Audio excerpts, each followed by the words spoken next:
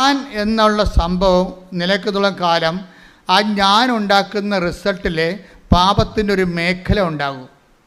അതാണ് അന്ധകാരത്തിൽ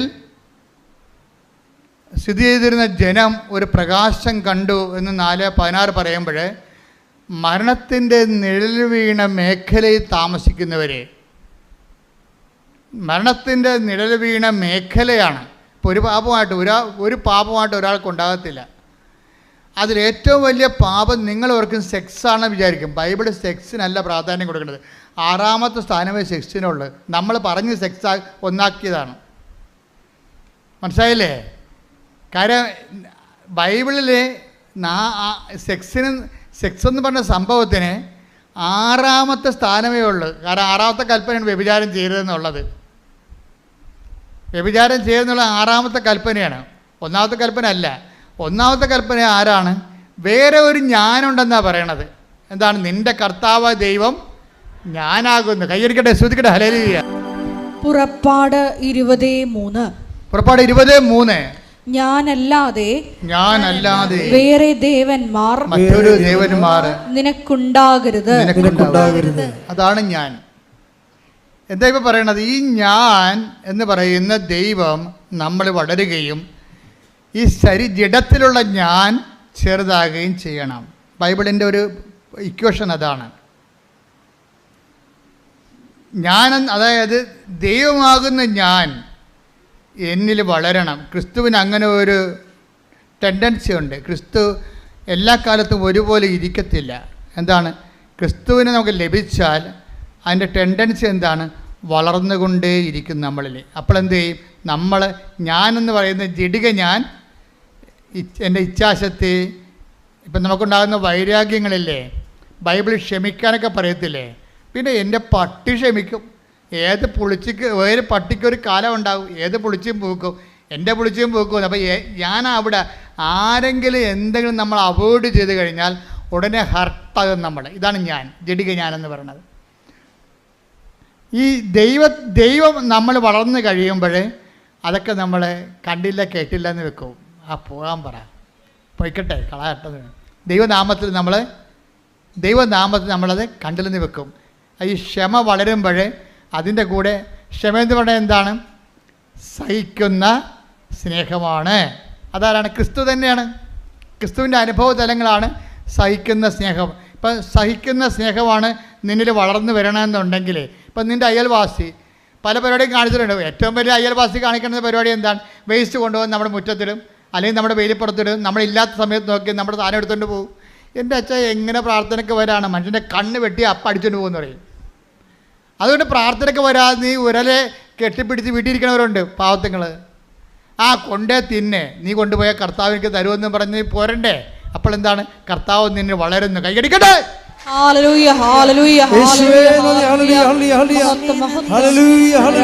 യോഹന്നാനോട് പറഞ്ഞേ, വേറെ ഒരുത്തൻ നമ്മുടെ കൂടെ ജോർദാൻ്റെ അക്കരെ ഉണ്ടായിരുന്ന ആളില്ലേ, അങ്ങേര് നിന്നെപ്പോലെ ജ്ഞാനസ്ഥാനം കൊടുക്കാൻ തുടങ്ങിയെന്ന് പറഞ്ഞ്.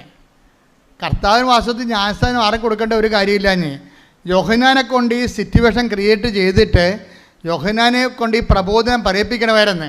അതിനുവേണ്ടിയാണ് ഒരു ജ്ഞാനസ്ഥാനം കൊണ്ട് കൊടുത്തത് കർത്താവ്.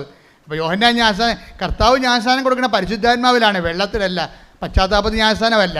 അത് ഏൽപ്പിച്ചിരിക്കുന്ന യോഹന്നാനെയാണ്. എന്നിട്ടും കർത്താവ് ജ്ഞാനസ്ഥാനം കൊടുത്തത് ഈ സിറ്റുവേഷൻ ക്രിയേറ്റ് ചെയ്യുകയാണ്. എന്താണ്? ജ്ഞാനസ്ഥാനത്തിലൂടെ, സഹനത്തിലൂടെ നമ്മുടെ ഇഷ്ടങ്ങൾക്ക് അനിഷ്ടമായി. ജ്ഞാനസ്ഥാനം എന്ന് പറയുന്നത് എന്താണ്? നമ്മുടെ ഇഷ്ടത്തിന് അനിഷ്ടമായി ബെൻഡായിട്ട് വേറെ ഇഷ്ടം വരും. ആരുടെ ഇഷ്ടം വരും? വേറെ ഒരു ഞാനുണ്ട്, ദൈവത്തിൻ്റെ ഇഷ്ടം വരും. അതിനാണ് ജ്ഞാനസ്ഥാനം എന്ന് പറയുന്നത്. അതിന് ദൈവേഷ്ടത്തിന് ഞാൻ എണ്ണത്തിന് തയ്യാറാക്കുന്നതാണ് ജ്ഞാനസ്ഥാനം. അത് വെള്ളം കോരി ഒഴിക്കണ കേസുകത്ത് മാത്രമല്ല. നീ ഒരു വെള്ളം കോരി ഒഴിച്ചില്ല, നിനക്ക് കർത്താവിനെ നിൻ്റെ ഹൃദയത്തിൽ വളരണം എന്ന് നീ ആഗ്രഹിച്ചാൽ, ദൈവത്തിൻ്റെ ഇഷ്ടത്തിന് വേണ്ടി നിൻ്റെ ഇഷ്ടം മാറ്റിവെക്കാൻ തീരുമാനിച്ചാൽ അപ്പോഴും നീ ജ്ഞാനസ്ഥാനപ്പെട്ടിരിക്കും. അത് ദൈവേഷ്ടമായിട്ട് കൺവേർട്ട് ചെയ്യും. പറഞ്ഞു മനസ്സിലായില്ലേ? നമ്മുടെ ഇഷ്ടത്തിനെതിരെ വേറെ ഇഷ്ടം കയറി വരും. അത് ദൈവേഷ്ടമായി നമ്മൾ സ്വീകരിക്കുമ്പോൾ അതൊരു ജ്ഞാനസ്ഥാനമായിട്ട് മാറും. എന്താണ്? നിന്നെ പരിശുദ്ധാത്മാവ് നിറയാനുള്ള ഉപാധിയായി മാറും. ഇപ്പം നീ ഒരു കുഞ്ഞുടുപ്പ് തയ്പ്പിച്ചു, ഒരു കുഞ്ഞുടുപ്പ് തയ്പ്പിച്ചു, കുറച്ച് പൊട്ട് വാങ്ങിച്ച് വെച്ച്, കുറച്ച് കരിമഷി മേടിച്ച് വെച്ചു, കുറച്ച് കരിവളം മേടിച്ച് വെച്ചു. അപ്പോൾ നീ ഉടനെ പ്രഗ്നൻ്റ് ആണുള്ള അമ്മയാണെങ്കിൽ പറയും, എൻ്റെ കുഞ്ഞുവാ വരുമ്പോൾ ഞാൻ ആരുടെയും കൊതി തട്ടാതിരിക്കാൻ വേണ്ടി കരിവള ഇടിക്കും. വല്ല കാര്യമുണ്ടോ? കരിവള അന്ധവിശ്വാസമാണ്. നമ്മുടെ കരിവള ഇടാത്ത വല്ലവരും ഉണ്ടാ? എന്താ കരിവള കണ്ണ് തട്ടാതിരിക്കാൻ വേണ്ടിയിട്ടതാണ് സംഭവം. എൻ്റെ കുഞ്ഞിനെ വേറെ ആരെയും നോക്കരുതെന്ന്. എൻ്റെ കുഞ്ഞ് പറ്റിയിട്ടില്ലേ? ഞാൻ വന്ന വരവ് കണ്ടില്ലേ? എൻ്റെ കുഞ്ഞിനെ വേറെ ആരും നോക്കരുത്, ആരും കണ്ണ് തട്ടരുത്, അതുകൊണ്ട് കരിവള ഇട്ടിട്ട് കരിമഷ കണ്ണൊക്കെ ഇങ്ങനെ ചില കുഞ്ഞുങ്ങളെ കാണുമ്പോൾ പ്രാകൃത വേഷമാണ്. ഞാൻ ചോദിക്കും, നീ തന്നെ ഇത് പറ്റതാണെന്ന് ചോദിക്കും. പക്ഷേ അമ്മ തന്നെ അത് മിടുക്കിയായിരിക്കണം. കൊച്ചാണെങ്കിൽ മൊത്തം കരിവാരി തേച്ച് എന്ന് കണ്ണ് തട്ടാതിരിക്കാൻ വേണ്ടി ചെയ്തിരിക്കുകയാണ്. എൻ്റെ കുഞ്ഞിന് കണ്ണ് തട്ടരുതെന്ന്. അങ്ങനെ തന്നെയാണ് എൻ്റെ കുഞ്ഞ് മറ്റു കുഞ്ഞുങ്ങളെപ്പോലെ ആവരുത്, അങ്ങോട്ട് പോരുത്, അവിടെ പോയി കളിക്കരുത്, അവർ ചീത്ത പിള്ളേരാണ് എന്ന് പറഞ്ഞുകൊണ്ട് ഈ തള്ള അവർ സ്ക്രൂ ചെയ്തിട്ട് ഈ കുഞ്ഞിനെ വേറെ ഒരു പണ്ടാരമായിട്ട് വളർത്തിക്കൊണ്ട് വരും. വേറെ സാധനം, മറ്റുള്ളവരുടെ അരിശം പുച്ഛം കാര്യം ഇവരുടെ പുച്ഛവും അരിശവും ഒക്കെ കുഞ്ഞിനങ്ങോട്ട് കൊടുക്കും. ഇതാണ് ഞാനെന്ന് പറയുന്നത്. ഈ ഞാൻ ചെറുതാകണമെന്നാണ് പറയണത്. ഇത് വെച്ചോണ്ട് ഉടമ്പടി മുന്നോട്ട് പോകത്തില്ലെന്ന് മനസ്സിലായില്ലേ? ഇപ്പം എന്താണ് ഉടമ്പടി പറഞ്ഞത്? എന്താണ്? അവൻ വലുതാകണം, അവന് എല്ലാ മനുഷ്യരെയും വെറുപ്പില്ല ആരോടും. ചുങ്കക്കാരോട് പറയും, മത്തായി കൂടെ വന്നാൽ പറയില്ല, നിൻ്റെ കൂടെ ഞാൻ ഇരുന്ന് ഭക്ഷണം കഴിക്കണതേ 10 മനുഷ്യരെ കാണണം. അതാണ് പ്രശ്നം. കണ്ണ് നിറഞ്ഞു പോകും കർത്താവിൻ്റെ കളി കണ്ടു കഴിഞ്ഞാൽ. ചുങ്കക്കാരൻ അബോമിനൽ പേഴ്സണാണ്. ചുങ്കക്കാരന് എല്ലാവർക്കും പുച്ഛമാണ്. ഇവരെ കാണുന്നതിന് അവർ തുപ്പ് ഉടനെ അവനെ വിളിച്ച് പറയും, നിന്നെക്കൊണ്ട് കുറച്ച് പണി ദൈവത്തിനുണ്ട്, അത് ഞാൻ ചെയ്യിക്കും, നീ എൻ്റെ ചരിത്രം എഴുതും. പക്ഷെ അതിക്ക് മുമ്പ് നിന്നെ ഒന്ന് വയറ്റ് വാഷ് ചെയ്യാറുണ്ട് എനിക്ക്, ഞാൻ ഇന്ന് നിൻ്റെ വീട്ടിൽ ഭക്ഷണം കഴിക്കും. സഖ്യഭൂഷണം പറഞ്ഞു, നീയും ചുങ്കക്കാരനാണ്, നിന്നെക്കുറിച്ച് അഭിപ്രായ വ്യത്യാസമുണ്ട് നാട്ടിൽ. ഈ സമൂഹത്തിൽ നിന്നെക്കുറിച്ച് പേരില്ല, നിന്നെക്കുറിച്ച് ദുഷ്പേരാണ് ആൾക്കാർ പറയണത്. നിൻ്റെ പേര് കേൾക്കുമ്പോൾ തന്നെ അവരുടെ മോന്ത പോവും. അത് ഞാനൊക്കെ മാറ്റിയെടുക്കും, ഞാൻ നിൻ്റെ വീട്ടിൽ വന്ന് ഭക്ഷണം കഴിക്കും. ഈ സഖ്യഭൂഷൻ്റെ വീട്ടിലും ഈശോ പോയി, ഈ മത്തായിയുടെ വീട്ടിലും പോയി.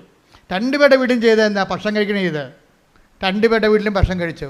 അപ്പോൾ എന്താ? അവരെ മുഖ്യധാരത്തിലേക്ക് കൊണ്ടുവരികയാണ്. എൻ്റെ ദൈവപൈത ഓർക്കുക, നീ എത്ര മോശപ്പെട്ടതാണെന്ന് ഈ സമൂഹം പറഞ്ഞാലും ദൈവം നിന്നെ ആവശ്യപ്പെടുന്നുണ്ട്. കാര്യം എന്താണ്? നീ ദൈവത്തിൻ്റെതാണ്, ദൈവത്തിന് നിന്നെ വേണം. ശ്രുതിക്കട്ടെ ഹല്ലേലൂയ.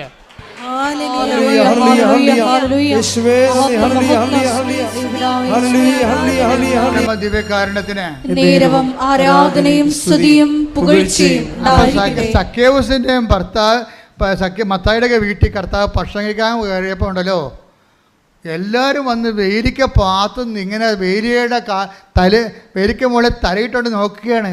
ഇതെന്ത് ഇവൻ്റെ വീട്ടിൽ കർത്താവ് കയറിയത്?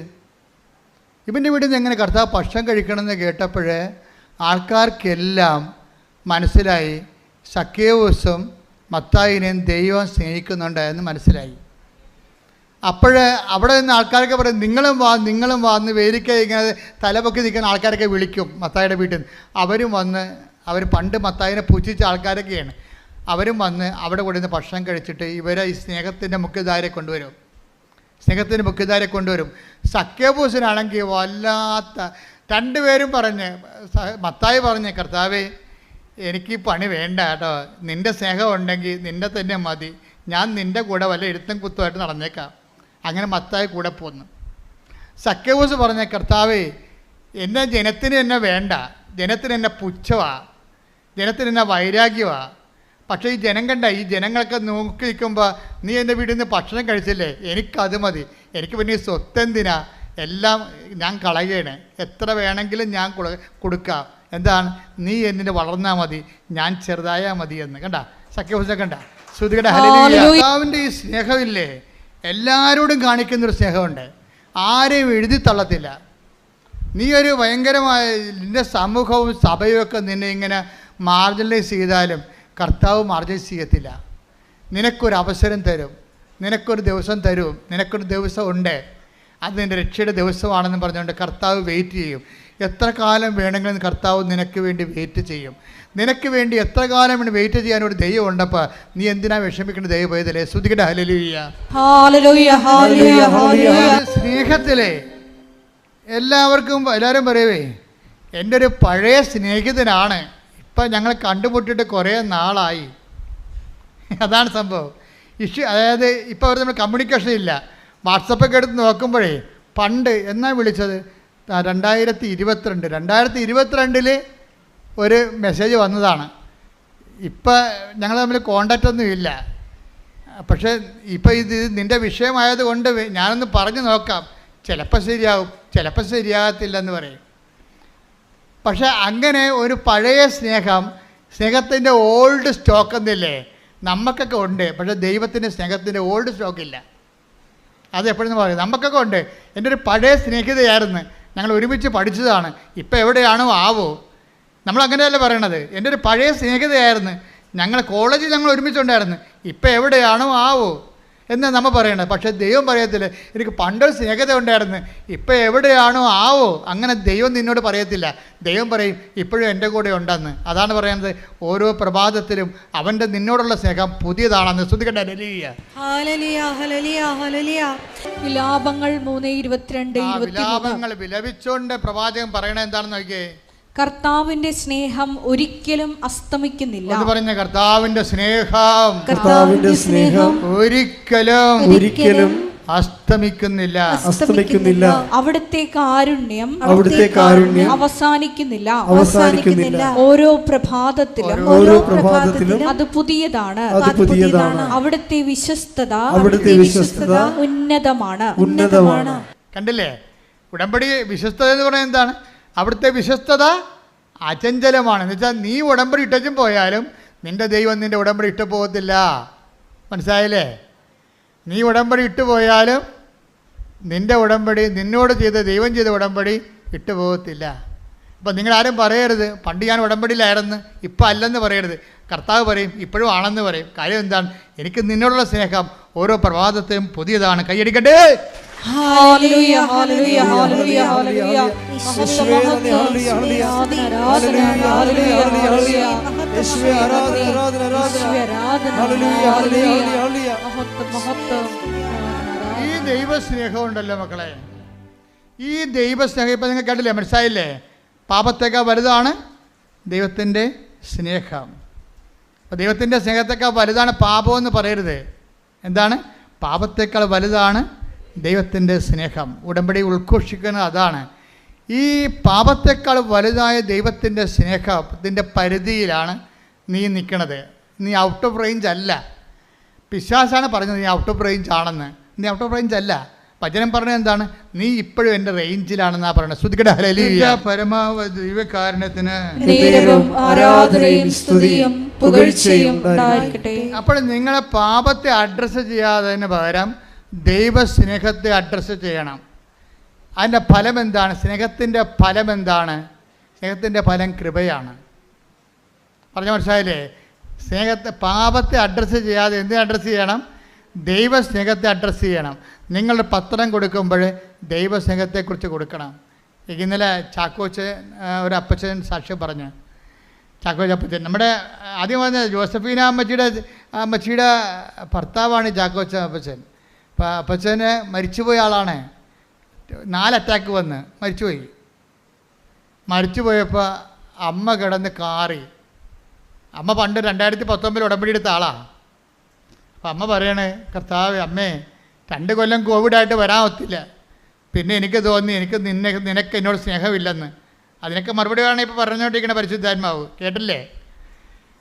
അമ്മ 2 കൊല്ലം 2019 ഞാൻ ഉടമ്പടി എടുത്തതാണ്. പിന്നെ 2 കൊല്ലം കോവിഡായ എനിക്ക് വരാൻ ഒത്തില്ല. അപ്പോൾ എനിക്ക് എൻ്റെ വയസ്സ് 60ആയി. അപ്പോൾ ഞാൻ ഓർത്തിന് 60 വയസ്സുകാർക്ക് പുതുക്കി കിട്ടത്തില്ലെന്ന് ഓർത്തുകൊണ്ട് ഞാൻ പിന്നെ ഉടമ്പടി ഉപേക്ഷിച്ചു. എൻ്റെ തിരി തീർന്ന്, എൻ്റെ ഉപ്പ് തീർന്ന്, എൻ്റെ അകപ്പാടെ ഉള്ളത് എൻ്റെ കാശുരൂപം മാത്രം. അമ്മേ, ഈ ഉടമ്പടി ഇപ്പോഴും നിലനിൽക്കുന്നുണ്ടെങ്കിൽ, ഈ കാശുരൂപത്തിൽ ഇപ്പോഴും നിൻ്റെ ശക്തി ഉണ്ടെങ്കിൽ എൻ്റെ മരിച്ചുപോയ ഭർത്താവ് തിരിച്ചു വരണം. അപ്പോൾ ഡോക്ടർ പറഞ്ഞ് തിരിച്ചു വരത്തില്ല, മരിച്ചുപോയി. എല്ലാ ഡോക്ടർമാരും വന്ന് പൾസെടുത്ത് പോകുന്നു, എന്നിട്ട് മരിച്ചുപോയി എന്ന് പറഞ്ഞു. അപ്പോഴേ ഇവള് പറയും മരിച്ചിട്ടില്ല, അമ്മയുടെ ഞാൻ ഉടമ്പടി എടുത്തതാണെന്ന് പറയുമ്പോൾ 10 മിനിറ്റ് കഴിഞ്ഞ് അപ്പം കണ്ണു തുറക്കും. ഹല്ലേലൂയ ഹല്ലേലൂയ ഹല്ലേലൂയ. പരിശുദ്ധ പരമദിവ്യകാരുണ്യത്തിന് ആരാധനയും സ്തുതിയും പുകഴ്ചയും ഉണ്ടായിരിക്കട്ടെ. എന്നിട്ട് ഈ അപ്പം പറഞ്ഞൊരു വാക്കുണ്ട്, അങ്ങനെ പറഞ്ഞ അടിപൊളി വർത്തമാനാണ്. പണ്ട് ഞാൻ ഒരു പണി ചെയ്യായിരുന്നു. ഞാൻ കോവിഡ് കാലത്തൊക്കെ ഇവിടെ വരുമായിരുന്നു. കോവിഡ് കാലത്ത് ആരും ഇവിടെ വന്നില്ലല്ലോ, വന്നിട്ടുണ്ടായിരുന്നു, ഒത്തിരി ആൾക്കാർ വന്നായിരുന്നു. വന്ന് വാതിക്കൽ നിന്ന് മാതാവേ എന്ന് വിളിച്ചിട്ട് പോകും. അത് വലിയൊരു കാഴ്ചയായിരുന്നു, സഹിക്കാനാവാത്തൊരു കാഴ്ചയായിരുന്നു. അമ്മേ എന്നൊക്കെ വിളിച്ചിട്ട് പോകും. അവിടെ ആ ഗേറ്റ് പൂട്ടിക്കിടന്ന ഗേറ്റേ കണ്ടുകൊണ്ട് പോലീസൊക്കെ ഇവിടെ നിൽക്കുകയായിരുന്നു. ആരോടാണ് ഞങ്ങൾ സംസാരിക്കണത്, ഞങ്ങളെ അവരെ അറസ്റ്റ് ചെയ്യാൻ വേണ്ടി. അത്രയും മോശമായപ്പെട്ടൊരു കാലം ഉണ്ടായിരുന്നു. അപ്പോൾ അമ്മേ എന്നവിടെ വിളിക്കും. അപ്പോഴേ ഇങ്ങനെ അപ്പം അമ്മയെന്ന് വിളിച്ചു പറയും, അമ്മയുടെ എന്തെങ്കിലും പത്രം ഉണ്ടാന്ന് ചോദിക്കും ബാക്കി. അപ്പോൾ ഇവിടെ 90,000 പത്രം ബാക്കി വന്നായിരുന്നു. കോവിഡ് തീരുമ്പോൾ ലോക്ക്ഡൗൺ ആകുമ്പോൾ 90,000 പത്രം അമ്മയുടെ ബാക്കി വന്നായിരുന്നു. എന്നിട്ട് ഈ കോവിഡ് കാലത്ത് ഓരോരുത്തരും വന്നിട്ട് പത്രം വാങ്ങിച്ചുകൊണ്ട് പോകും. അവരെന്തെല്ലാം ചെയ്തതെന്ന് നമുക്കറിയത്തില്ല. കാര്യം അമ്മയുടെ കൈയാണ് കാലാണെന്നും പറഞ്ഞാണ് ജനം ഇത് അനുഭവിച്ചത്. ഈ കാലഘട്ടങ്ങളിലെല്ലാം അവർക്കെല്ലാം അത് ശരിയായി തീരുകയും ചെയ്തിട്ടുണ്ട്. അപ്പോഴെന്താ, അമ്മയുടെ പത്രം വാങ്ങിച്ചുകൊണ്ട് പോയിട്ട് ഈ അപ്പം കുന്നംകുളത്തുകാരനാണ്, അർണാട്ടുകാർ എരുമപ്പെട്ടിക്കാരനാണ്. അപ്പോൾ ഈ അപ്പൻ എന്താ ചെയ്യണമെന്ന് വെച്ച് കഴിഞ്ഞാൽ ഈ പത്രം ഈ കോവിഡ് കാലത്ത് കൊണ്ട് നടന്ന് കാണുന്നവർക്കെല്ലാം പത്രം കൊടുക്കും. പിന്നെ അത് തീരുമ്പോൾ അടുത്ത മാസം വന്ന് കുറേ പത്രം മേടിച്ചുകൊണ്ട് പോകും. അമ്മയാണ് ഉടമ്പടി എടുത്തത്, അപ്പനാണ് ജോലി ചെയ്യണത്. എന്നിട്ട് ഈ അപ്പൻ അമ്മയോട് പറയും, അമ്മേ വെയിലത്ത് കൊണ്ട് പത്രം കൊണ്ട് നടക്കണേ. കോവിഡ് കാലത്ത് പത്രം കൊണ്ട് നടക്കുമ്പോൾ അപ്പൻ അമ്മയോട് പറയും, ആരോട്? പരിശുദ്ധ അമ്മയോട് പറയും, അമ്മേ നിൻ്റെ ജോലിയാണ് ഞാൻ ചെയ്യണത്, നിന്നെയും ചുമന്നുകൊണ്ട് നടക്കുകയാണ്, ഈ ചുമട്ടുകൂലിയെങ്കിലും തരണേ. തമാശ പറയണതാണ്. കാര്യം അവർക്കൊക്കെ സംസാരിക്കാനുള്ള സ്വാതന്ത്ര്യമുണ്ട്. ദൈവത്തിൻ്റെ സ്നേഹത്തിൻ്റെ ഒരു ഗുണവതാണ്. ദൈവത്തിൻ്റെ സ്നേഹം നമ്മളോട് തെമ്മാടിത്തരം ദൈവത്തോട് പറയാൻ നമുക്ക് ഒരു സ്വാതന്ത്ര്യം കിട്ടും. ഞാൻ കുറേ അമ്മയോട് അങ്ങനെയൊക്കെ പറയുന്ന ആളാണ്. എൻ്റെ മുമ്പിൽ ഒരു യോഗ്യതയുമില്ല വന്ന്, എൻ്റെ പൗരോഹിത്യത്തിൻ്റെ യോഗ്യതയല്ലേ ഉള്ളൂ എനിക്ക്. പിന്നെ ഞാൻ ചെയ്ത സുവിശേഷ വേല അത് എന്നേക്കാൾ ചെയ്ത എത്രയോ പേരുണ്ട്. എന്നിട്ട് എന്തുകൊണ്ടാണ് ഈ കൃപാസന ആൾക്കാരെ വന്ന് സമയഘടികാരം കാണിച്ചത് എന്നൊരു വല്ലാത്തൊരു സ്നേഹം തോന്നിയിട്ടില്ലേ? അപ്പോൾ ആ ഒരു സ്വാതന്ത്ര്യം നമുക്കുണ്ട്. ആ സ്വാതന്ത്ര്യം എടുത്തിട്ടാണ് ഞാൻ നിങ്ങളുടെ ചില കാര്യങ്ങൾ സെറ്റ് ചെയ്യണത്. അപ്പോഴേ ഈ അപ്പൻ എന്താ പറയണം, അമ്മേ ഞാൻ നിന്നെയും ചുവന്നുകൊണ്ട് വെയിലത്ത് നടക്കുകയാണ്, ഈ ചുമട്ടുകുരിയെങ്കിലും തരണേ. പക്ഷേ പുള്ളിക്കാരൻ തമാശന് പറഞ്ഞതാണ്. പക്ഷേ പുള്ളിക്കാരത്തി അത് കാര്യമായിട്ട് എടുത്ത്. ഈ 4ാമത്തെ അറ്റാക്കിൽ ആൾ വീണുപോയി, മരിച്ചതിന് ഡോക്ടർ വന്ന 3-4 ഡോക്ടർമാർ മരിച്ചെന്ന് പറഞ്ഞാണ്. പെട്ടെന്ന് ചാര നിറത്തിൽ ഒരു സ്ത്രീ വരും. അപ്പോൾ ഈ മനുഷ്യൻ ചെളിയിൽ മണ്ണിൻ്റെ അടി പൊണ്ട് ചെളി കിടക്കുകയാണ്. ഈ ചാര നിറത്തിൽ ചെളിയിലോട്ട് ഇറങ്ങി നിന്നിട്ട് ഈ മനുഷ്യൻ്റെ കയ്യെ കൂടി പിടിച്ച് വലിച്ച് മേലായിട്ട് പുറത്തോട്ട് എടുക്കണ ഇയാൾക്ക് ഓർമ്മയുണ്ട്. അപ്പോൾ ഇയാളുടെ കണ്ണ് തുറക്കും. അപ്പോഴേ ഈ ചേച്ചി വന്ന് പറയും, ഞാൻ ഉടമ്പടി മാതാവിനെ ഈ കാശുരം മാത്രമേ എൻ്റെ കയ്യിലുള്ളൂ, ഈ വെന്റിലേറ്ററിനെ പറയുന്നതുകൊണ്ട് ഞാൻ വിളിക്കുകയായിരുന്നു, എൻ്റെ ഉടമ്പടി മാതാവേ എനിക്ക് വേറെ ആരുമില്ല, എൻ്റെ ചേട്ടൻ മാത്രമേ ഉള്ളെന്ന് പറയുമ്പോഴും ഈ ചെളിയിൽ നിന്ന് പിടിച്ച് ചാര നിറത്തിലുള്ള ചേടത്തി ഈ ആളെ പൊക്കിക്കൊണ്ട് വരണത് ഒരേ സമയത്താണ്. അപ്പോൾ അവർക്ക് രണ്ടുപേർക്കും മനസ്സിലായി കൃപാസനത്തിൻ്റെ ഉടമ്പടി നിന്ന് ഫലിക്കുകയാണ്. അന്ന് പറഞ്ഞില്ലേ, അമ്മേ ചുമട്ടുകൂലിയെങ്കിലും തരണേന്ന് ചോദിച്ചപ്പോൾ ചുമട്ടിന് എടുത്തുകൊണ്ട് വന്ന ആരാണ്? അമ്മയാണ്. ചുമട്ട് കൂലിയല്ല കൊടുത്തത്, അവനെ തന്നെ ചുമക്കണം അമ്മ ചെയ്തത്.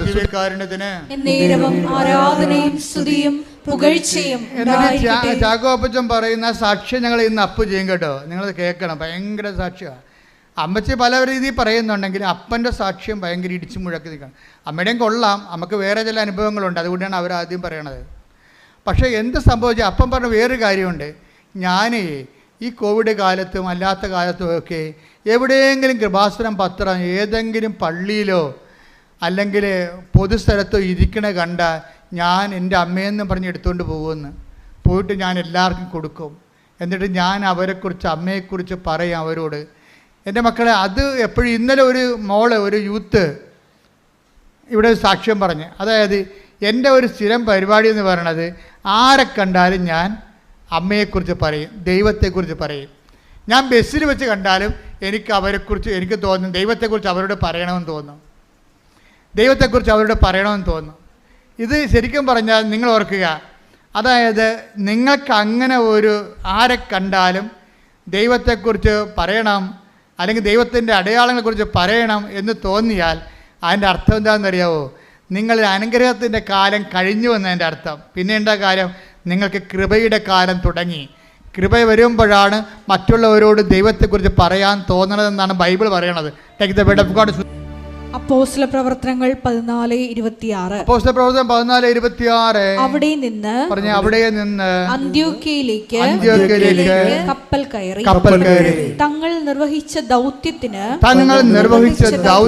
ആവശ്യമായിരുന്ന ദൈവകൃപയ്ക്ക് അവർ ഭരമേൽപ്പിക്കപ്പെട്ടത് അവിടെ വെച്ചാണല്ലോ. അപ്പോൾ അവരെ ഏൽപ്പിച്ച ദൗത്യം എന്ന് പറയുന്നത് എന്താണ്? ക്രിസ്തുവിനെ കൈമാറുന്നതാണ്. ഒരാൾ ആ ക്രിസ്തുവിനെ കൈമാറുന്നതിന് എന്താ നമുക്ക് വേണ്ടത്? അനുഗ്രഹമല്ല വേണ്ടത്, അത് ഫിസിക്കൽ ഫേവേഴ്സാണ്. നമ്മുടെ ബോഡിക്ക് മാത്രമേ ഉപകരിക്കാൻ പറ്റത്തുള്ളൂ. ക്രിസ്തുവിനെ കൈമാറ്റാൻ വേണ്ട ദൈവശക്തിയാണ് വേണ്ടത്. അതിനെന്ത് വേണം? ദൈവസ്നേഹവും ദൈവശക്തിയും. കാര്യം ദൈവശക്തി ഉണ്ടാകത്തില്ല പെട്ടെന്ന്. ദൈവസ്നേഹം ഒരാളുടെ വ്യക്തിയിൽ വർദ്ധിക്കുമ്പോഴാണ് ദൈവശക്തി അപ്ലോഡ് ചെയ്യണത്. അതെപ്പോഴും ഓർത്തേക്കണം. അപ്പോൾ നിങ്ങൾ ലക്ഷ്യം വെക്കേണ്ടത് എന്തിനാണ്? ദൈവസ്നേഹത്തിനാണ് ലക്ഷ്യം വെക്കേണ്ടത്. എന്ത് ചെയ്താലും ഏത് ദൗത്യം ചെയ്താലും കർത്താവേ നിൻ്റെ സ്നേഹത്തിൽ നിറയാൻ ഇത് ഉപാധിയാക്കണമെന്ന് പ്രാർത്ഥിക്കുക. കർത്താവേ നിന്റെ സ്നേഹത്തിൽ നിറയാൻ എന്റെ ഉടമ്പടി പ്രവർത്തനങ്ങളെ നീ ഉപാധിയാക്കിക്കൊണ്ട് നിന്റെ സ്നേഹത്താൽ നിറഞ്ഞുകൊണ്ട് നിന്റെ കൃപയുടെ പ്രയോക്താക്കളാക്കാൻ എന്നെ അനുഗ്രഹിക്കണമേ. അപ്പൊ കൃപ ദൈവത്തിനെ കൈമാറാൻ തുടങ്ങുമ്പോൾ ഇപ്പം നിങ്ങൾക്ക് ഒരു പത്രം കൊടുക്കാൻ സന്തോഷം തോന്നിയാൽ അപ്പോൾ ഓർക്കുക ദൈവകൃപയിലേക്ക് നിങ്ങൾ പ്രവേശിച്ചെന്ന്. മനസ്സിലായില്ലേ? അതുവരെ ഇപ്പം നിങ്ങളുടെ IELTS പാസ്സായ അനുഗ്രഹമാണത്, പത്ത് വിത്തല്ല അനുഗ്രഹമാണത്, നിങ്ങളുടെ കല്യാണം നടന്ന അനുഗ്രഹമാണത്, നിങ്ങളുടെ ജോലി കിട്ടിയ അനുഗ്രഹമാണത്. പക്ഷേ നിങ്ങൾക്ക് കർത്താവിനെ കൈമാറാൻ തോന്നിയാൽ അത് കൃപയാണ്. കൈയടിക്കട്ടെ.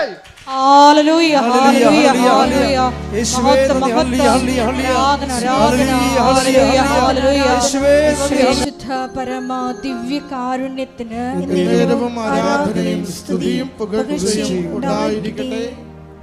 ദിവ്യകാരുണ്യനാഥ, സാക്ഷ്യങ്ങളിലൂടെ ഞങ്ങളോട് സംസാരിച്ച ദൈവസ്നേഹത്തിന് ഞങ്ങൾ നന്ദി പറയുന്നു. മരിയൻ ഉടമ്പടി അത് നമ്മൾ ഓരോരുത്തരും ദൈവത്തോട് ചെയ്യുന്ന വലിയ വാഗ്ദാനമാണ്. അത് നിത്യതയോളം നിലനിൽക്കുന്നു. കാരണം അതിൻ്റെ മറ്റൊരു കക്ഷി ദൈവമാണെന്നുള്ള വലിയ ബോധ്യം ഞങ്ങൾക്ക് നൽകിയതിന് നന്ദി പറയുന്നു.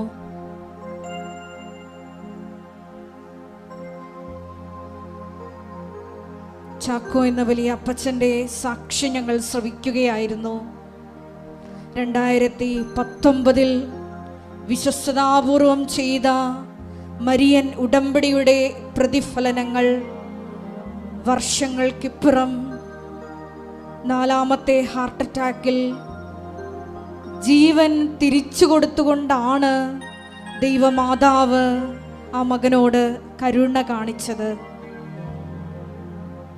മരണത്തിൻ്റെ നിഴൽ വീണ് താഴ്വരയിൽ കിടന്നിരുന്ന ജനത ഒരു വലിയ പ്രകാശം കണ്ടു.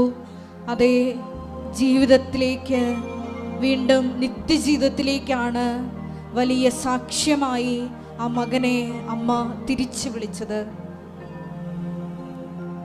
ഈശോയെ, ഞങ്ങൾ എടുത്തിരിക്കുന്ന മരിയൻ ഉടമ്പടിയുടെ ഏറ്റവും വലിയ അകക്കാമ്പ് സുവിശേഷ പ്രഘോഷണമാണ്, ക്രിസ്തു കൈമാറ്റമാണ് എന്ന ബോധ്യം ഞങ്ങൾക്ക് ഈ ആരാധനയിലൂടെ നൽകിയതിന് നന്ദി പറയുന്നു. ദൈവകൃപ ഒരു വ്യക്തിയിൽ വന്ന് നിറയുമ്പോഴാണ് ഈശോയെ സുവിശേഷ കൈമാറ്റത്തിനുള്ള വലിയ ദൗത്യം ഞങ്ങൾക്ക് നിർവഹിക്കാൻ കഴിയുക എന്ന് തിരുവചനത്തിലൂടെ അങ്ങ് ബോധ്യപ്പെടുത്തി ഞങ്ങൾക്ക് തന്നുവല്ലോ. ഈ ആരാധനയിലൂടെ മത്തായിയുടെ സുവിശേഷം 6:33 അനുസരിച്ചുകൊണ്ട് ആദ്യം അവിടുത്തെ രാജ്യവും അവിടുത്തെ നീതിയും അന്വേഷിച്ചുകൊണ്ട് ബാക്കിയുള്ളതെല്ലാം ഈശോയെ നീ ചേർത്ത് നൽകുമെന്ന് വിശ്വാസത്തോടെ ദൈവസ്നേഹത്തോടെ മുന്നേറുവാൻ ഈ ആരാധനയിലൂടെ ഞങ്ങൾക്ക് പ്രത്യേകമായ കൃപ നൽകണമേ. സുവിശേഷ കൈമാറ്റത്തിനുള്ള വലിയ കൃപ നൽകണമേ. ആരെ കണ്ടാലും ഒരവസരം കിട്ടിയാൽ ഈശോയെ നിന്റെ നാമം മഹത്വപ്പെടുത്തുവാൻ, അത് ഇടയാക്കുവാൻ ഈശോയെ ആ സമയം പ്രയോജനപ്പെടുത്തുവാൻ പ്രത്യേകമായ കൃപ ഞങ്ങൾക്ക് നൽകണമേ. കാരുണ്യ പ്രവർത്തനങ്ങളിലൂടെയും മറ്റ് ഉടമ്പടി നിബന്ധനകൾ വിശ്വസ്താപൂർവം പാലിക്കുന്നതിലൂടെയും എല്ലാം ഈശോയെ നിന്റെ നാമം പ്രത്യേകമായി മറ്റുള്ളവരുടെ മുമ്പിൽ മഹത്വപ്പെടുത്തുവാൻ ഈ ആരാധനയിലൂടെ ഞങ്ങളെ തിരഞ്ഞെടുത്ത് അഭിഷേകം ചെയ്യണമേ. നാളിതുവരെ കൃപാസനത്തിൽ വന്ന് മരിയൻ ഉടമ്പടിയെടുത്ത് പോയിട്ടും സാക്ഷ്യം പറയാനുള്ള കൃപ, ശക്തി ലഭിക്കാത്ത മക്കളെ ഈ സമയം പ്രത്യേകമായി അൾത്താരയിൽ സമർപ്പിച്ച് പ്രാർത്ഥിക്കുന്നു. ഈശോയെ നിന്നെ ഏറ്റുപറയുക എന്നുള്ളത് അതൊരു കൃപയാണെന്ന് വചനത്തിലൂടെ ഞങ്ങൾക്ക് ബോധ്യപ്പെട്ടതനുസരിച്ച് എത്രയും വേഗം ആ സാക്ഷ്യങ്ങൾ കർത്താവിനുള്ള കാഴ്ചയായി വന്ന് ഈ അൾത്താരയിൽ അർപ്പിച്ച് ലോകത്തിന് മുമ്പിൽ നിന്നെ മഹത്വപ്പെടുത്തുവാൻ ആ മക്കളെ കൂടി ഈശോയെ കൃപയാൽ അഭിഷേകം ചെയ്യണമേ എന്ന് ഞങ്ങൾ പ്രാർത്ഥിക്കുന്നു. ഓരോ നിമിഷവും മരിയൻ ഉടമ്പടിയിൽ വിശ്വസ്താപൂർവം മുന്നേറിക്കൊണ്ട് നിന്റെ നാമത്തെ മഹത്വപ്പെടുത്തി ജീവിക്കുവാൻ ഒരിക്കൽ കൂടി ഞങ്ങളെ അഭിഷേകം ചെയ്യണമേ എന്ന് പ്രാർത്ഥിച്ചുകൊണ്ട് നമുക്ക് ഇരുകരങ്ങൾ ഉയർത്തി സ്തുതിക്കാം. ഹല്ലേലൂയ, മഹത്വം, മഹത്വം, ആരാധന, ഹല്ലേലൂയ, ഹല്ലേലൂയ, ആരാധന, മഹത്വം, മഹത്വം, ആരാധന, ആരാധന, ഹല്ലേലൂയ, ഹല്ലേലൂയ. ഓ ദിവ്യകാരുണ്യനാഥ, ഉടമ്പടിയുടെ ലക്ഷ്യം ഉടമ്പടി മാത്രമെന്ന ആരാധനയിലൂടെ അവിടുന്ന് ഞങ്ങളെ എന്നറിയിച്ചുവല്ലോ. അവിടുത്തെ ഉടമ്പടിയെ സ്നേഹത്തോടു കൂടി സമീപിക്കുവാൻ ഞങ്ങളെ സഹായിക്കണമേ. പരിശുദ്ധ കൃപാസന മാതാവിൻ്റെ തിരുസന്നിധിയിൽ ആഗ്രഹത്തോടും ശരണത്തോടും ഞങ്ങൾ അണയുമ്പോൾ അങ്ങയെ കൈമാറുവാനുള്ള ശക്തിയും സ്നേഹവും ഞങ്ങളിൽ നിറയ്ക്കുവാൻ അവിടുന്ന് തിരുവുള്ളമാകണമേ. ഞങ്ങളുടെ സ്വാർത്ഥതകളെ, വെറുപ്പുകളെ, കലഹങ്ങളെ, അഹന്തയെ കുറയ്ക്കുന്നതിന് ഞങ്ങളെ അവിടുന്ന് സഹായിക്കണമേ. ഈശോയെ, അവിടുത്തെ കരുണ, അവിടുത്തെ സ്നേഹം, അവിടുത്തെ സമാധാനം, അവിടുത്തെ ക്ഷമ, സഹനം ഞങ്ങളുടെ ജീവിതത്തിൽ ശീലിക്കുവാൻ ഞങ്ങളെ ഇവിടുന്ന് പഠിപ്പിക്കണമേ.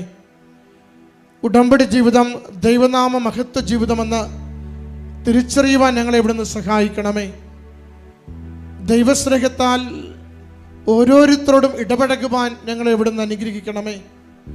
ഭൗതികമായ നേട്ടങ്ങൾക്കപ്പുറം അവിടുത്തെ നാമത്തെ ലോകത്തിന് കൈമാറുവാൻ, അവിടുത്തെ സ്നേഹത്തെ ഓരോ പ്രഭാതത്തിലും പുതുതായി പങ്കുവയ്ക്കുവാൻ, അവിടുന്ന് ഞങ്ങളെ കരുതുന്നത് പോലെ ഞങ്ങളെ ഏൽപ്പിച്ചു തന്നിരിക്കുന്ന ഓരോരുത്തരെയും കരുതലോടുകൂടി സ്നേഹിക്കുവാൻ ഞങ്ങളെ അവിടുന്ന് സഹായിക്കണമേ. പരിശുദ്ധ കൃപാസന മാതാവിൻ്റെ സവിശേഷമായ സംരക്ഷണം, അത്ഭുതകരമായ അടയാളങ്ങളിലൂടെ ഞങ്ങളുടെ ജീവിതങ്ങളെ കൂടുതൽ വിശ്വാസത്തിൽ ആഴപ്പെടുത്തുവാൻ അവിടുന്ന് ഈ നാളുകളിൽ ഞങ്ങളെ സഹായിക്കണമേ. ഇത്ര ദൂരം സഞ്ചരിച്ച് ത്യാഗത്തോടെ അമ്മ മാതാവിൻ്റെ തിരുനടയിൽ അവിടുത്തെ ദിവ്യകാരുണ്യത്തിൻ്റെ സന്നിധിയിൽ ഞങ്ങളെ തന്നെ സമർപ്പിച്ച് പ്രാർത്ഥിക്കുമ്പോൾ അവിടുത്തെ ദിവ്യമായ സ്നേഹം അനുഭവിക്കുവാൻ, ഞങ്ങളെ വേദനിപ്പിച്ചവരെയും ഞങ്ങൾ വേദനിപ്പിച്ചവരെയും ഞങ്ങൾ ക്ഷമ കൊടുത്തും ഞങ്ങൾക്ക് ക്ഷമ തേടിയും ഈശോയെ അവിടുത്തെ സന്നിധിയിൽ കൃപകൾക്ക് വേണ്ടി പ്രാർത്ഥിക്കുവാൻ അനുഗ്രഹിക്കണമേ. അനുഗ്രഹത്തിൽ നിന്നും കൃപയിലേക്ക് ഞങ്ങളുടെ ജീവിതത്തെ വളർത്തണമേ. ഈശോയെ, ഞങ്ങളുടെ താൽക്കാലികമായ നന്മകൾക്ക് വേണ്ടി ആവർത്തിച്ച് പ്രാർത്ഥിക്കുന്നതിനപ്പുറം അവിടുത്തെ നാമത്തെ കൂടുതൽ പേരിലേക്ക് കൈമാറുന്നതിന് ഞങ്ങളുടെ ജീവിതത്തെ വളർത്തുവാൻ അവിടുന്ന് അനുഗ്രഹിക്കണമേ. ഉടമ്പടിയിൽ ഞങ്ങൾക്ക് ആഴപ്പെട്ട ബോധ്യങ്ങൾ നൽകണമേ. ഉടമ്പടി ജീവിതത്തിൽ ഞങ്ങൾക്ക് വളർച്ച നൽകണമേ. ഞങ്ങളുടെ സ്വാർത്ഥതകളെ കുറച്ചുകൊണ്ട് അവിടുത്തെ സ്നേഹത്തിന് വളരുവാൻ ഞങ്ങളെ സഹായിക്കണമേ. അമ്മ മാതാവേ, ദൈവേഷ്ടത്തിന് കീഴ്വഴങ്ങിക്കൊണ്ട് ദൈവിക പദ്ധതിയോട് പൂർണ്ണമായി ചേർന്ന് നിന്നുകൊണ്ട് രക്ഷാകര ദൗത്യം പൂർത്തീകരിക്കുന്നതിന് തിരുക്കുമാരനെ സജ്ജമാക്കിയതുപോലെ ഈ കാലത്തിൽ, ഈ ലോകത്തിൽ ദൈവനാമത്തെ മഹത്വപ്പെടുത്തിക്കൊണ്ട് സുവിശേഷവൽക്കരണത്തിന് പങ്കാളികളാകുവാൻ ഞങ്ങൾ ഓരോരുത്തരെയും പ്രത്യേകമാവിധം സഹായിക്കണമേ. ഉടമ്പടി ജീവിതത്തിൽ അവിടുത്തെ നാമത്തെ പ്രകീർത്തിച്ചുകൊണ്ട് അവിടുത്തെ അടയാളങ്ങളെ സാക്ഷ്യപ്പെടുത്തിക്കൊണ്ട് ഞങ്ങൾ കൈമാറുന്ന അവിടുത്തെ വചനത്തിൻ്റെ, അവിടുത്തെ സ്നേഹത്തിൻ്റെ, അവിടുത്തെ ശക്തമായ ഇടപെടലുകളുടെ കൃപാസനം പത്രം അത് ദൈവസ്നേഹത്തോടുകൂടി കൈമാറുവാൻ ഞങ്ങളെ സഹായിക്കണമേ. കൃപയുടെ ഉപകരണങ്ങളായി ഞങ്ങളെ മാറ്റുവാൻ അവിടുന്ന് സഹായിക്കണമേ. ഈശോനാഥ, ഞങ്ങളായിരിക്കുന്ന അവസ്ഥകളെ, ഞങ്ങളുടെ എല്ലാ മരണത്തിൻ്റെ മേഖലകളെ, പാപത്തിൻ്റെ മേഖലകളെ അവിടുന്ന് അറിയുന്നുവല്ലോ. അവിടുത്തെ സ്നേഹത്താൽ പാപത്തെ വെറുത്തുപേക്ഷിക്കുവാൻ ഞങ്ങളെ അവിടുന്ന് ശക്തിപ്പെടുത്തണമേ. അവിടുത്തെ കൃപ കൊണ്ട് ഞങ്ങളുടെ ജീവിതങ്ങളെ നിറയ്ക്കണമേ. സമാധാനത്താൽ നയിക്കണമേ. സ്നേഹത്താൽ പ്രത്യാശയോടുകൂടി ഏത് വലിയ പ്രശ്നത്തിനും അടിയുറച്ചെങ്കിൽ ശരണപ്പെട്ട് ജീവിക്കുവാൻ ഞങ്ങളെ അവിടുന്ന് സഹായിക്കണമേ. ഓരോ സങ്കടത്തെയും ഏറ്റെടുക്കണമേ. ഓരോ കണ്ണീരിനെയും ഏറ്റെടുക്കണമേ. എല്ലാ തകർച്ചകളെയും ഏറ്റെടുക്കണമേ. അവിടുത്തോട് ചേർന്ന് സഹിക്കുവാൻ ശക്തി നൽകിക്കൊണ്ട് അവിടുത്തെ കൃപ സ്വീകരിക്കുവാൻ ഞങ്ങളെ സഹായിക്കണമേ. ഞങ്ങളുടെ എല്ലാ ക്ലേശങ്ങളിലും, ഞങ്ങളുടെ എല്ലാ ദുഃഖങ്ങളിലും ഈശോയെ അവിടുത്തെ നാമം മഹത്വപ്പെടട്ടെ. ഞങ്ങൾ ഇല്ലാതായാലും മരണപ്പെട്ടാലും അവിടുത്തെ നാമം മഹത്വപ്പെടട്ടെ. അങ്ങയ്ക്ക് വേണ്ടി ഓരോ നിമിഷം ജീവിക്കുവാൻ ഞങ്ങളെ അവിടുന്ന് സഹായിക്കണമേ. പ്രയോജനരഹിതരായ ദാസന്മാരെ പോലെ ഉത്തരവാദിത്തങ്ങൾ നിർവഹിച്ചുകൊണ്ട് ദൈവനാമത്തെ പ്രകീർത്തിക്കുന്നതിന് വേണ്ടി ഈ ഉടമ്പടി ജീവിതം ഉപയോഗിക്കുവാൻ ഞങ്ങളെ അവിടുന്ന് സഹായിക്കണമേ. ഈശോയെ, ഈ നിമിഷങ്ങളിൽ ഞങ്ങളുടെ ആത്മശരീരങ്ങളിലൂടെ, മനസ്സുകളിലൂടെ കടന്നു പോകുന്ന ഓരോ നിയോഗത്തിന്റെ മേലും, ഞങ്ങൾ ആഗ്രഹിച്ച് പ്രാർത്ഥിക്കുന്ന എല്ലാ അപേക്ഷകളുടെ മേലും അവിടുത്തെ ആശീർവാദത്തിന്റെ വലതുകരം വിരിക്കണമേ.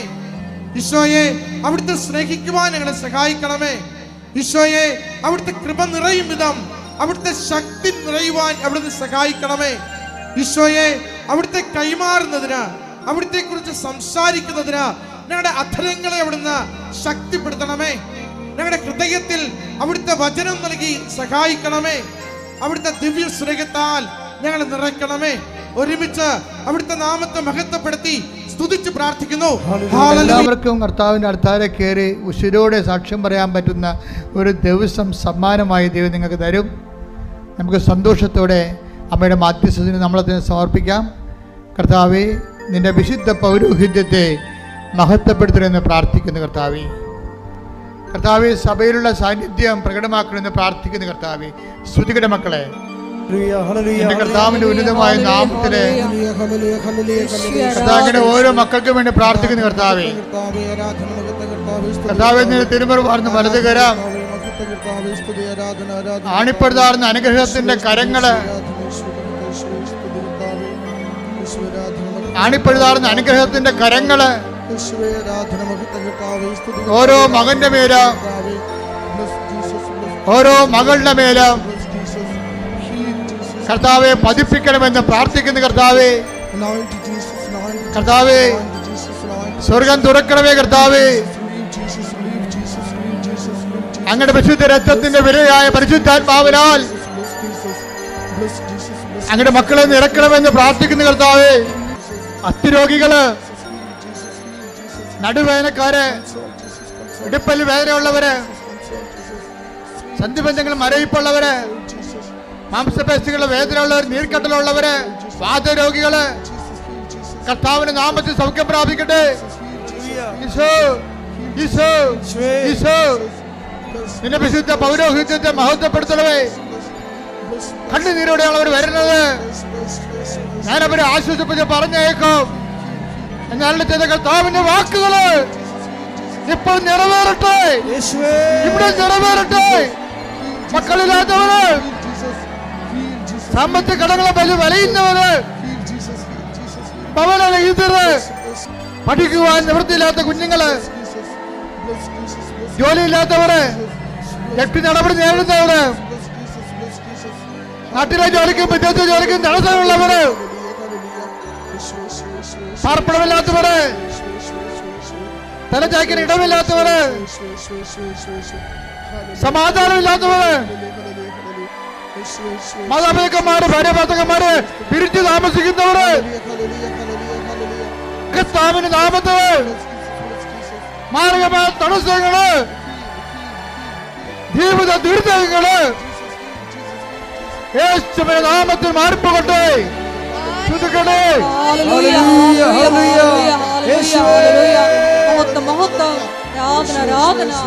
ആരോഗ്യം സുഖപ്പെട്ടുകൊണ്ട് നാമത്തെ ആരാധനയിലൂടെ എല്ലാവരും വീണ്ടും നിങ്ങളുടെ ഉടമ്പടിയുടെ അവശേഷിക്കുന്ന വിശേഷങ്ങൾ പരിശുദ്ധയുടെ മാധ്യസ്ഥത ദിവ്യകാരുണ്യത്തിൽ സമർപ്പിക്കുന്ന ദൈവികമായ നിമിഷമാണ്. ഓൺലൈനിലുള്ളവരും പ്രാർത്ഥിച്ച് സമർപ്പിക്കുക.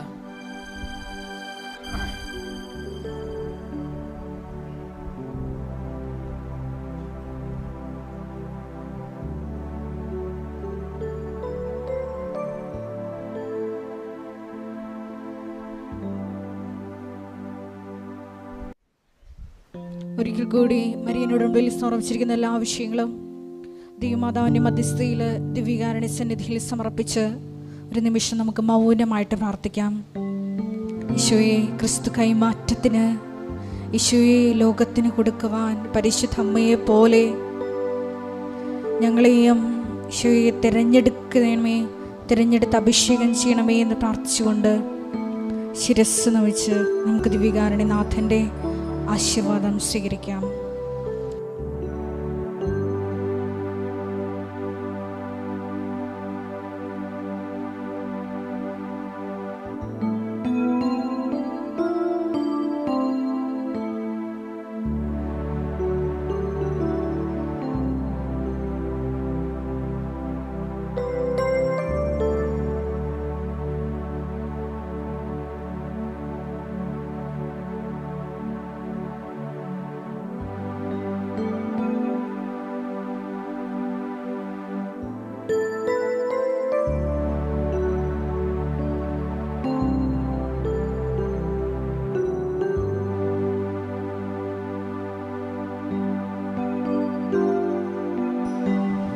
പരിശുദ്ധ പരമമാ ദിവ്യകാരുണ്യമേ, എന്നുമെന്നും അങ്ങേക്ക് ആരാധന. പരിശുദ്ധ പരമമാ ദിവ്യകാരുണ്യമേ, എന്നുമെന്നും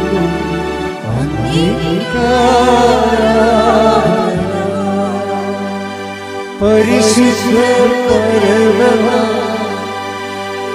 ദിവ്യകാരുണ്യമേ,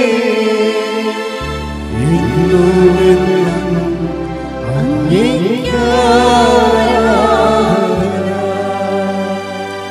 ആമേൻ, ആമേൻ, ആവേ മരിയ, ആവേ ആവേ ആവേ മരിയ. ഇപ്പോഴത്തെ പ്രധാനപ്പെട്ട അറിയിപ്പെന്ന് പറയുന്നത് ഡെയിലി ബ്രെഡാണ്.